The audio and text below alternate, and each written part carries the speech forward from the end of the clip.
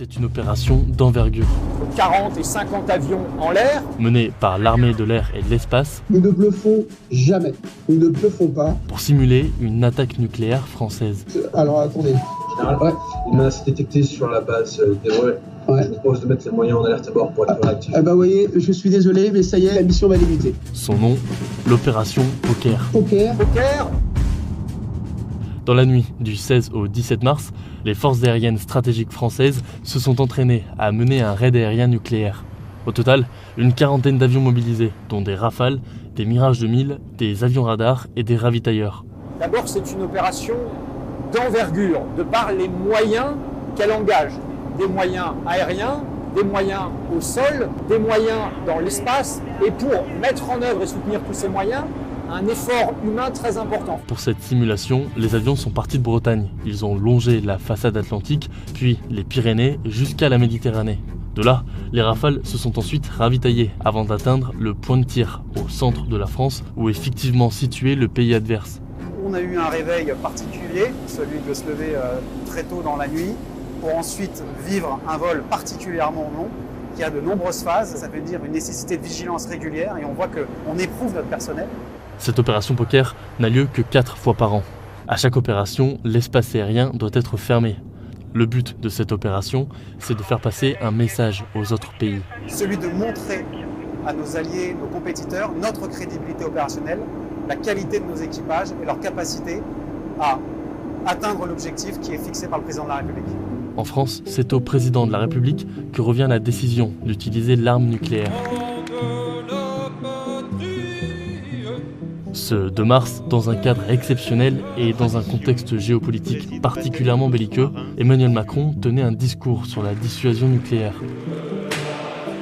Le président annonçait faire entrer la France dans une nouvelle étape, une dissuasion avancée, qui comprend une forme d'élargissement du parapluie nucléaire français à 8 pays européens, tout en restant le seul décisionnaire. Cette dissuasion avancée inclut aussi l'augmentation de têtes nucléaires, sans en préciser le nombre. Pour être libre donc, il faut être craint.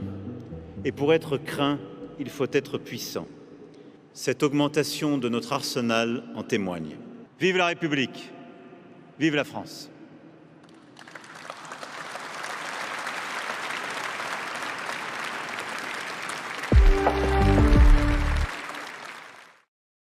Revenons maintenant sur cette mise en examen du chanteur Gims, mise en examen hier soir pour blanchiment aggravé et en bande organisée. La justice s'intéresse notamment à un énorme projet immobilier à Marrakech dans lequel le chanteur est partie prenante. Gims qui a été libéré sous caution. Elsa Assalit, Guillaume Chiez et Julie Calderon. Au centre des interrogations, le niveau d'implication du chanteur. Gims a-t-il participé à un vaste réseau de blanchiment d'argent? Depuis 2023, la justice française enquête sur cette fraude à plusieurs centaines de millions d'euros. À la base de ce réseau, un système de collecte d'argent sale provenant d'activités illégales repérées sur tout le territoire français.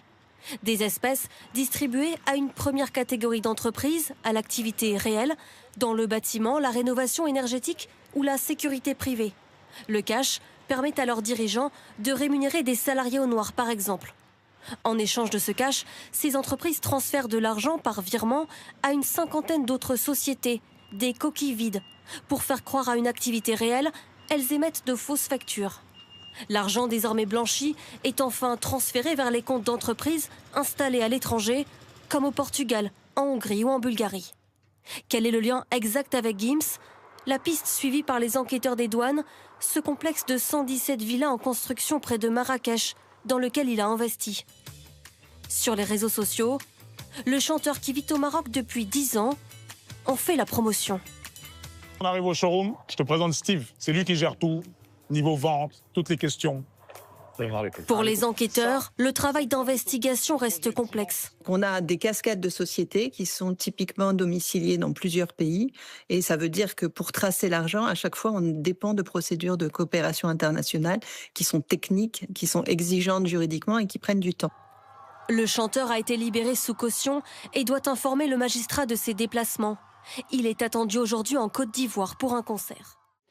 L'actualité, c'est aussi cette annonce surprise de Donald Trump. Cet après-midi, il a affirmé que les États-Unis et l'Iran étaient en train de négocier et qu'ils avaient même trouvé des points d'accord majeurs, ce que Téhéran dément. Le régime des Mollahs a de nouveau envoyé des drones sur le Bahreïn aujourd'hui. Ces derniers jours, il est aussi parvenu à percer le dôme de fer israélien grâce à des missiles à sous-munitions qui ont causé d'importants dégâts. Reportage de Léa Merlier, Antoine Pocry et Michael Merle. Dans le ciel d'Israël, un seul missile iranien se divise soudainement en dizaines de bombes. C'est ce que l'on appelle une arme à sous-munitions. Lorsque les charges retombent au sol, elles explosent. Dans cet appartement, la déflagration a coûté la vie à un couple. Ici, le projectile s'est écrasé au milieu d'une crèche. Ça a traversé ici et la bombe est tombée là. Pas de blessés. L'établissement était fermé ce jour-là. On voit bien que le projectile qui est tombé ici a explosé puisqu'il a soufflé toute la pièce. Il a projeté des débris absolument partout sur les murs. Arme interdite par une centaine de pays, ces missiles à sous-munitions représentent la moitié des projectiles tirés par l'Iran vers Israël. Voici comment il fonctionne. Une fois lancé, le missile s'ouvre en altitude et peut disperser entre 20 et 80 petites bombes. Chacune contient 1 à 5 kilos d'explosifs. Autant de charges indépendantes projetées sur plusieurs kilomètres en quelques secondes. Ça, c'est une seule petite bombe. Elle fait cette taille. Selon cet expert en armement, ces missiles mettent à rude épreuve la défense anti-aérienne israélienne. Même si on arrive à intercepter le missile, certaines bombes vont quand même toucher le sol. C'est vraiment difficile pour la défense antimissile dans tout le pays. Un autre problème se pose. Impossible de détruire chaque bombe sans risquer d'épuiser les stocks d'intercepteurs. Ils ne sont pas inépuisables. On doit les utiliser quand on en a vraiment besoin. Nous devons choisir le bon moment pour les utiliser et choisir ce qui doit être intercepté. Selon l'armée israélienne, environ 85% des projectiles sont interceptés. L'engin est artisanal, composé de quelques litres d'hydrocarbures, mais le parquet antiterroriste a décidé de se saisir. La cible, la Bank of America, et le ministère de l'Intérieur évoque un groupuscule proche des gardiens de la révolution iranien, groupe à l'origine de plusieurs actes de même nature en Europe. 2 autres personnes ont été interpellées cette nuit. Esther Lefebvre, Guillaume Chiez et Elsa Assalit. Derrière ces murs, interrogés par la section antiterroriste de la PJ parisienne, 3 jeunes hommes sont désormais en garde à vue. Parmi eux, 2 sont soupçonnés d'être directement impliqués dans un attentat à l'explosif déjoué en plein Paris. 3 heures du matin hier, devant le siège de la Bank of America, sous surveillance policière, 2 hommes arrivent capuche sur la tête. L'un d'eux traverse la rue pour filmer la scène. L'autre dépose un engin explosif. Il sort un briquet pour l'allumer. Sur cette photo, l'engin artisanal composé de 5 litres d'hydrocarbures, d'un pétard de 650 grammes de poudre explosive, l'homme est immédiatement interpellé. Il s'agit d'un mineur de 17 ans. Se disant sénégalais, il habite à Montreuil. Il est connu de la justice pour des faits de droit commun. Aux enquêteurs, durant la garde à vue, il a expliqué qu'il avait répondu à une annonce sur le réseau social Snapchat contre 600 €, aller déposer cet engin incendiaire. Et ce mode d'action, ce mode opératoire, on l'a déjà retrouvé dans d'autres actions précédentes en Europe. Des actions symboliques aux dégâts limités. Ici, l'ambassade des États-Unis en Norvège le 8 mars, revendiquée par un mystérieux groupuscule pro-Iran. Ce même groupe qui diffuse ces images le lendemain d'un début d'incendie devant une synagogue en Belgique. Ou encore lundi dernier, cette attaque à Londres contre des ambulances d'une organisation juive.